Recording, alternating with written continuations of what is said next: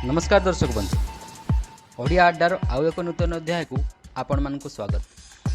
Shop एवं बेंग एमाने तो विषाक्त थांती, तेबे माछ मध्य कोन विषाक्त थाए? हाँ दर्शक बंधु, दुनिया रे विषाक्त माछ मध्य अछंती। तेबे आजिर अध्याय रे आमे एमिति टॉप 5 विषाक्त माछ मानक विषय रे जानिबा। तेबे आपण माने जदि चैनल टी को सब्सक्राइब करि नाहंती जल्दी सब्सक्राइब करि नियंतु एवं चलंतु जानिबा दुनिया रो टॉप 5 विषाक्त माछ मानक विषय रे। Number 5 electric eel. यह साधारणतः दक्षिण अमेरिकार नदी मानकरे देखा जाए। कहा जाए जे ए माछर देहरु विद्युत निर्गत होता है। से तार शिकार करिबा पई किंबा निजको शिकारी ठारू बंचाइबा पई एमिति करिथाए। एहार आकार प्राय 2 मीटर हेबो। प्रति सेकेंड रे एहार देहरु 600 वोल्ट मध्य अधिक बिजुली उत्पन्न होइथाए। एहाकु छुईबा मात्रे जोर रे बिजुली धक्का लागिथाए। तेबे ए माछ थिबा अंचल रे माछ धरिबा समय रे माछ धराळी माननकु एही बिजुलीर आघात लागिथाए। इलेक्ट्रिक ईल माछटी निजर शिकार खोजिबा पई इलेक्ट्रिक वेव व्यवहार करिथाए एवं निजको विपदरु रक्षा करिबा पई तार इलेक्ट्रिक करंट को 10 गुणरु अधिक करिथाए। नंबर 4 स्टिंग्रेज।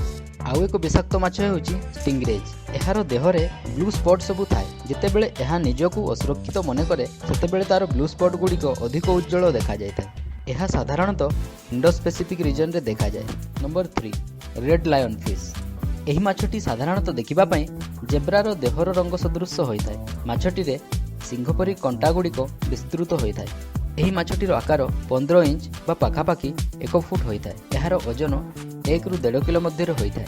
ए माछटी कामुडिले निश्वास प्रश्वास नेबारे कष्ट होइथाए। एहा अमेरिकार ईस्ट कोस्ट एवं कैरिबियन सी रे देखिबाकू मिलिथाए। Number 2 stonefish. Stonefish साधारणतः गभीर जल रे मिले।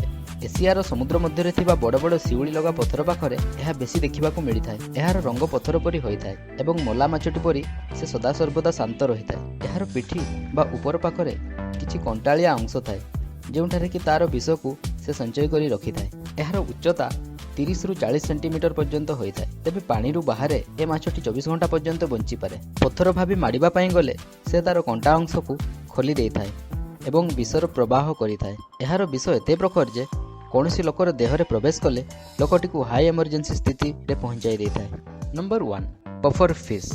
एहाकू टोड फिश मध्य कहा जाए। एहाकू दुनियार सबुठारु विषाक्त माछर आख्या दिया जाइछि कारण एहा दुनियार सबु विषधर मेरुदंडी प्राणी मानक मध्य द्वितीय स्थान रे अछि। एथिरु आपण जानि पारुथिबे जे एहा केते विषाक्त अटे। एहार विष टेट्रोडोटॉक्सिन कैटेगरी रो अटे। तेबे दर्शक बंधु ए तो थिला विषधर माछ मानक विषय रे। जदि आपण माने चैनल टी को सब्सक्राइब करना हंती तेबे जल्दी सब्सक्राइब करि दियंतु। आजिर विषयटी भलो लागिथिले लाइक एवं शेयर निश्चित करिवे। आपणकर मतामत कमेंट माध्यम रे देबा पई भूलिबेनी। तेबे आजि पई एतिकी। एमिति आउ किछि नुवा विषय ने आमे पुणी आपणक पाखकु आसीबु। नमस्कार।